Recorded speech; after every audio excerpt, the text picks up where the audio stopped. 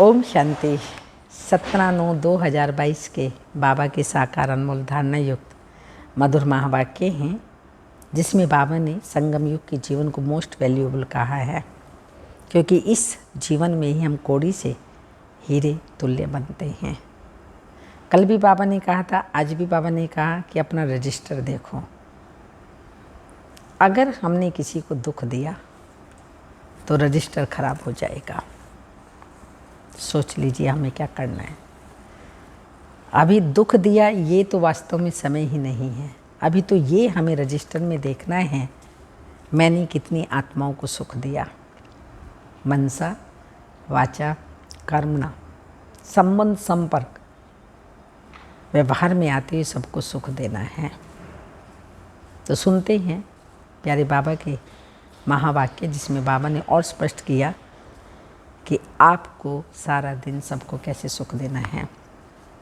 मीठे बच्चे, तुम्हारी लाइफ मोस्ट वैल्यूएबल है। तुम्हें इस जन्म में कौड़ी से हीरे जैसा बनना है, इसलिए जितना हो सके बाप को याद करो। क्वेश्चन, किस एक बात में खबरदार ना रहने से सारा रजिस्टर खराब हो जाता है? आंसर, अगर किसी को दुख भी दिया, किसी को भी दुख दिया तो दुख देने से रजिस्टर खराब हो जाता है। इस बात में बड़ी खबरदारी चाहिए।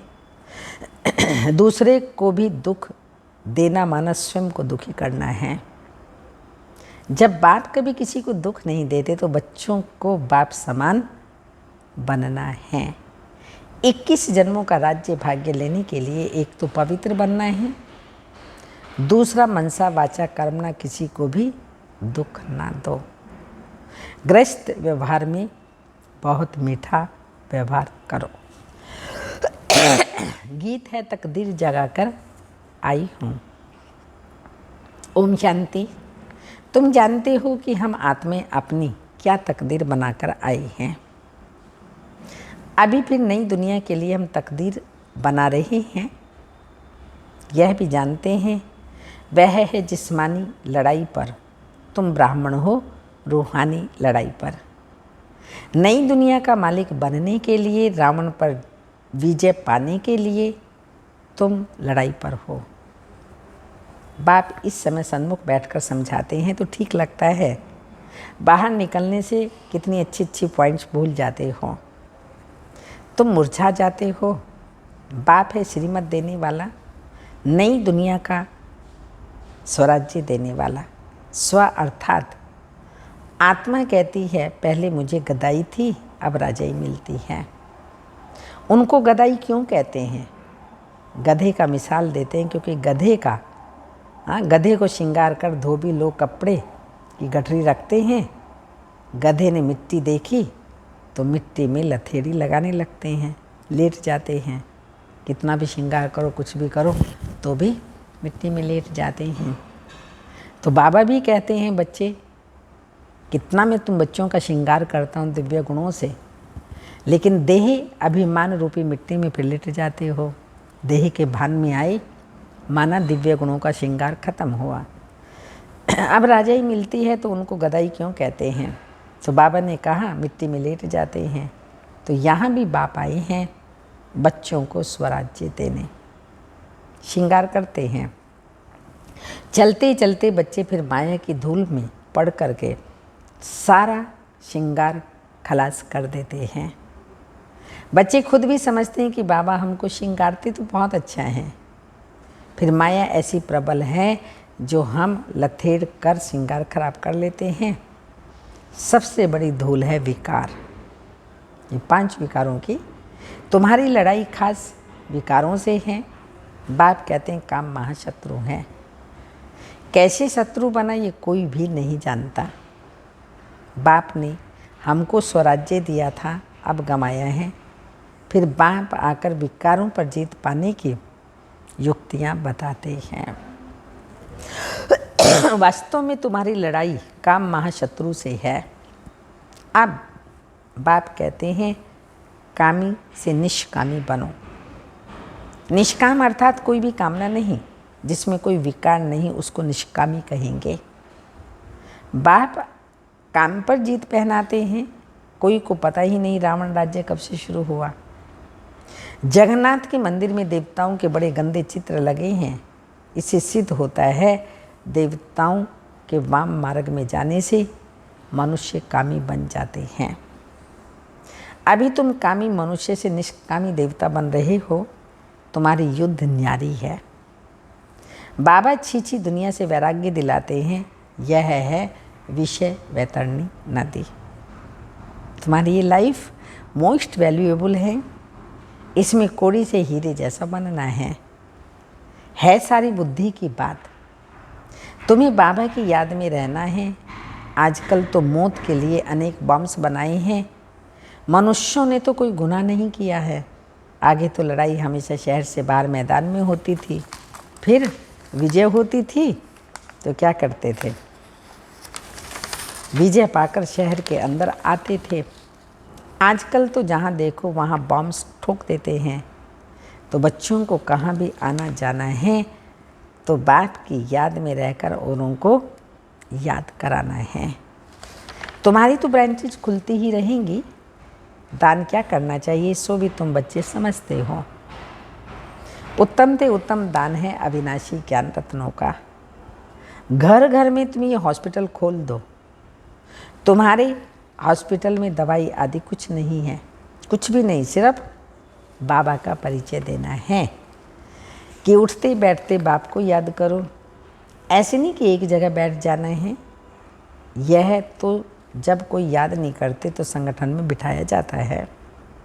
संगठन में बल मिलेगा, संग तारे कुसंग बोरे। बाहर जाने से फिर भूल जाते हैं। तो बाप ने समझाया सवेरे उठ बाप को याद करो। याद का चार्ट रखो। भारत का प्राचीन योग मशहूर है। बहुत जगह योग आश्रम हैं। वो सब हठ योग सिखाते हैं। उनसे कोई फ़ायदा नहीं है। उसको हठ योग कहा जाता है। राजयोग मनुष्य मनुष्यों को सिखला न सके।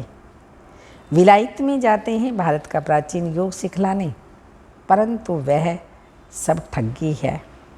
सर्वोत्तम संन्यास तो तुम्हारा है। तुम अपनी दुनिया का संन्यास, पुरानी दुनिया का संन्यास करते हो। ये बाप ही आकर के सिखलाते हैं। बाप कहते हैं बुद्धि से पुरानी दुनिया का संन्यास करो। तुमको ग्रस्त व्यवहार में रहते पवित्र रहना है। 5 विकारों का संन्यास करना है। फिर युक्ति मिलती है अनेक जन्मों का सिर पर जो पाप है वो इस जन्म में जो पाप किए वो कैसे छूटे, उसका प्रायश्चित किया जाए। तो बाप कहते हैं कल्प कल्प तुम बच्चों को समझाता हूँ। बाप को याद करना है और चक्र को घुमाना है। तुम्हारा स्वदर्शन चक्र फिरता रहता है। इस चक्र से तुम्हारे सब पाप नाश हो जाते हैं। स्वदर्शन चक्र की महिमा है। उन्होंने फिर दिखाया, श्री कृष्ण ने स्वदर्शन चक्र चलाया, कितने मर गए। वह तो सब हैं दंत कथाएं। तुम बच्चों को अर्थ समझाया जाता है तो बाप बच्चों को समझाते हैं। आज की समझ क्या है? बाबा ने कौन सी दी समझ? अंडरलाइन, याद रखना सदा। एक तो कोई को भी दुख नहीं देना है। बाबा कभी किसी को दुख नहीं देते, तो बच्चों को भी ऐसा ही बनना है। दूसरे को दुख दिया गोया अपने को दुख दिया। किसी को दुख देते हो गोया अपना ही खाता खराब करते हो। इसमें बड़ी खबरदारी चाहिए। ऐसा कोई पाप कर्म नहीं करना है जिससे रजिस्टर खराब हो। बच्चे लिखते हैं बाबा आज हमसे ये भूल हो गई, उस पर क्रोध आया, आज मैं गिर गया। बाबा हमारा इसमें मोह है। बहुत रिपोर्ट आती है। फिर उनको समझाया जाता है तुम्हारा अंजाम यानी वायदा है कि आप जब आएंगे तो आपके साथ ही बुद्धि योग रखूँगा, नष्टो मोह बनूँगा। सन्यासी तो छोड़कर चले जाते हैं, प्राप्ति तो कुछ भी नहीं। तुमको तो प्राप्ति बहुत है, इसलिए नष्टो मोह पूरा बनना है। प्यार एक बाप से रखो, उनको ही याद करना है। ऐसे भी बहुत हैं जो बाप के प्यार में आंसू बहाते हैं कि ऐसे बाबा से हम दूर क्यों हैं, हम तो बस शिव बाबा से ही लटके रहें, यहाँ प्राप्ति बहुत भारी है। बाहर के सत्संगों में ढेर जाते हैं, प्राप्ति तो कुछ भी नहीं है। वह तो ऐसे किसको नहीं समझाते कि काम महाशत्रु है। मनुष्य मनुष्य को राजयोग सिखला ना सके। हाँ, कोई राजा बनते हैं, अल्पकाल के लिए बहुत दान पुण्य गरीबों को करते हैं, तो कहाँ राजा के पास जाकर के जन्म ले लेते हैं। यहाँ तो तुमको 21 जन्मों का राज्य भाग्य मिलता है। बाप कहते हैं एक तो पवित्र बनना है, दूसरा मनसा वाचा कर्मणा किसी को भी दुख नहीं दो, नहीं तो सजा के निमित्त बन पड़ेंगे। क्योंकि यहाँ धर्मराज बैठा है जो बाबा का राइट हैंड है। तुम्हारा रजिस्टर खराब हो जाएगा, बहुत सजा के निमित्त बन पड़ेंगे। मुख से बोला, इंद्रियों से विकर्म किया तो वह कर्मणा हो जाएगा। तो बाप समझाते हैं कि कर्मणा में नहीं आओ। पहली बात है, पुरानी बात है। अब तो बाबा कहते हैं मन में भी कोई तूफान ना आए। तूफान भला है, परंतु तुमको बहुत मीठा बनना है। क्रोधी से क्रोध नहीं करना चाहिए, मुस्कुराना होता है। क्रोध में मनुष्य गाली देते हैं, समझते हैं इनमें क्रोध का भूत आया हुआ है। ज्ञान से समझाना होता है। गृहस्थ व्यवहार में तुम्हारा व्यवहार बहुत मीठा होना चाहिए। बहुतों के लिए कहते भी हैं कि आगे तो इनमें बहुत क्रोध था, अभी बहुत मीठा बन गया। महिमा करते हैं। कोई तो पवित्रता पर बिगड़ते हैं कि विकार बिगड़ सृष्टि कैसे चलेगी। अरे सन्यासी विकार में नहीं जाते तो फिर उनके लिए कुछ तो कहो।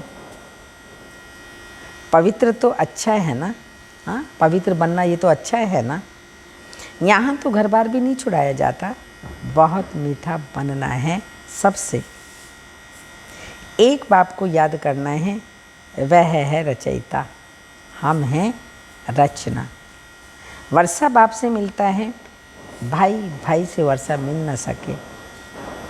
गाते भी हम सब भाई भाई हैं, तो जरूर बाप भी होगा ना। ब्रदर्स बाप बिगर होते हैं क्या? अभी देखो तुम कैसे भाई बहन बनते हो।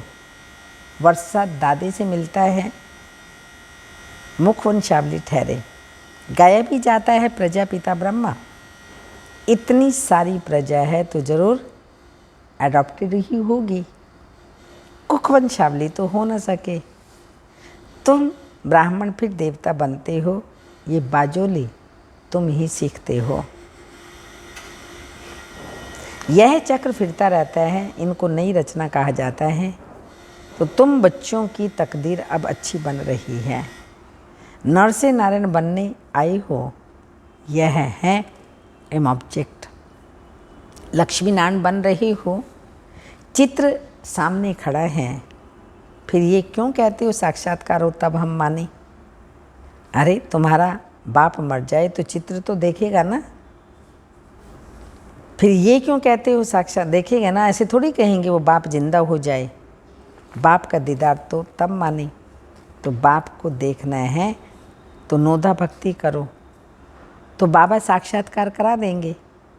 परंतु साक्षात्कार से होगा क्या? यहाँ तो तुमको साक्षात्कार होता है, तुम सो देवी देवता प्रिंस प्रिंसेस बनेंगे। तो यह समझने की बातें हैं, तुमको इस धुन में ही रहना है। तुम तो जानते हो अभी राजधानी स्थापन हुई नहीं, अभी लड़ाई लगी नहीं, लग ही नहीं सकती। कर्मातीत अवस्था अर्जुन कहाँ हुई है। अभी तुम देखेंगे कि गली गली में वृद्धि होती जाएगी। ब्राह्मणों को ही फिर देवता बनना है, तुम्हारे में भी ताकत आती जाएगी। अभी भाषण से 1-2 निकलते हैं, फिर 50-100 भी निकलेंगे। पुरुषार्थ करने लग पड़ेंगे। होता तो है ना, रहना तो ग्रस्त व्यवहार में है ना, छोड़ना नहीं है। कोई निकाल भी देते हैं, परंतु इसमें नष्टो मोहा अच्छा होना चाहिए। इसलिए बाप शरण भी बड़ी खबरदारी से देते हैं। नहीं तो फिर यहाँ आकर तंग करते हैं। बच्चों को तो बहुत मीठा बनना है। तुम्हारा ज्ञान ही गुप्त है, कान में मंत्र देते हैं ना। तुम भी किसी को कहते शिव बाबा को याद करो। आगे चल सिर्फ कहने से ही बुद्धि में ठक्का हो जाएगा और झट पुरुषार्थ करने लग पड़ेंगे। धीरे धीरे झाड़ बढ़ेगा। कितना बढ़ गया ना अभी, कब बाबा ने कहा, तो धीरे धीरे कितना बेहद झाड़ हो गया। बच्चों को बहुत पुरुषार्थ करना है, अंधों की लाठी बनना है। नंबरवार तो होते हैं ना सब, भगवान सब एक समान तो होते नहीं। हाँ, सत्युग में सब पवित्र हो जाएंगे। वहाँ दुख का नाम नहीं होता, दीपमाला होती है सत्युग में। दशहरा है संगम युग पर, वहाँ तो सदैव दिवाली है। दिवाली का अर्थ है सब आत्माओं की ज्योति जग जाती है। ऐसी नहीं कि सत्युग में कोई दिवाली मनाते हैं, दिवा जलाते हैं, नहीं, वहाँ तो खुशियाँ मनाते हैं। जब कॉरोनेशन होता है, ये ज्ञान की बातें हैं। हर एक की आत्मा साफ शुद्ध होती है, वहाँ साफ पवित्र होते हैं, तुमको रोशनी मिलती है। जैसे बाबा को नॉलेजफुल कहते हैं, वैसे तुम बच्चों को भी बनना है। बाकी वहाँ सब पवित्र होते हैं, तो खुशियाँ ही खुशियाँ हैं। तो बाप समझाते हैं बच्चों को कभी भी डरना नहीं है। तुम्हारी लड़ाई बिल्कुल ही अलग है। तुम्हारी लड़ाई है पुराने रावण दुश्मन से। तुम माया पर जीत पाकर जगत जीत बनते हो। बाप तुमको विश्व का मालिक बना रहे हैं। बाहुबल से कोई विश्व का मालिक बन ना सके। अभी टाइम बाकी थोड़ा है, विनाश सामने खड़ा है। कल पे पहले माफी हम राजयोग सीख रहे हैं। कितनी गुप्त पढ़ाई है, इसको कोई नहीं जानते। तो जिन्होंने कल पहले राज्य भाग्य लिया वही अब लेंगे, उन्हों का पुरुषार्थ ही चलेगा। तब जितना जितना रावण पर जीत पाते जाएंगे, उतनी याद से शक्ति मिलती जाएगी। बच्चों को टाइम वेस्ट नहीं करना चाहिए। फिर भी माया का थप्पड़ लगने से फेल हो जाते हैं। माया भी सर्वशक्तिमान है, तो बाबा भी सर्वशक्तिमान है। आधा कल्प से तो माया भी जीत लेती है, तो बाप को भी याद करना है और श्रीमत लेते रहना है।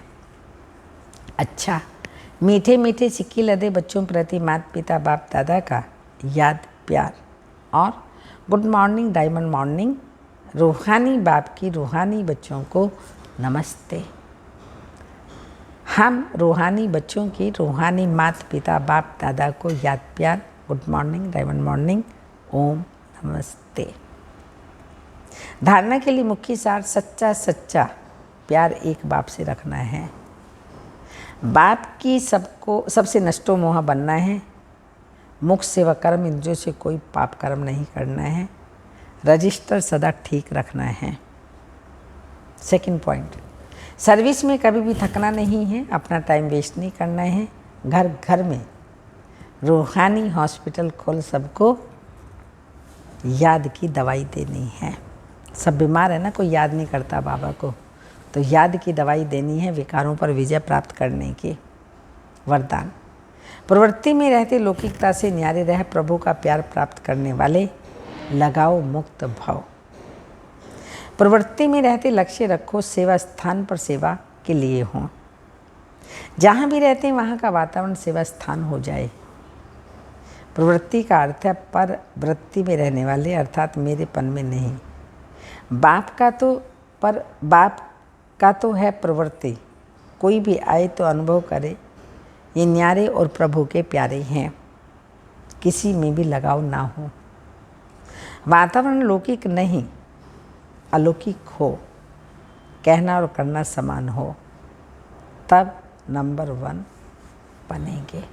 स्लोगन, सदा खजानों से संपन्न और संतुष्ट रहो। खजानों से संपन्न और संतुष्ट रहो तो बाप समान नंबर 1 बन जाएंगे। स्लोगन। सदा खजानों से संपन्न और संतुष्ट रहो तो परिस्थिति आएगी। अगर हम खजानों से संपन्न हैं तो परिस्थिति आएगी, लेकिन बदल जाएगी। स्वस्थिति पक्की है तो परिस्थिति बदल जाएगी। अमृत वेला बाप बच्चों को कहते हैं सवेरे का टाइम बहुत अच्छा है, बड़ा मज़ा आता है, सचमुच में बहुत आनंद आता है, खुशी मिलती है, क्योंकि इतने खजाने मिल रहे हैं ज्ञान के, गुणों के और शक्तियों के, समय, दुआओं आदि, ये सब खजाने सुबह मिलते हैं।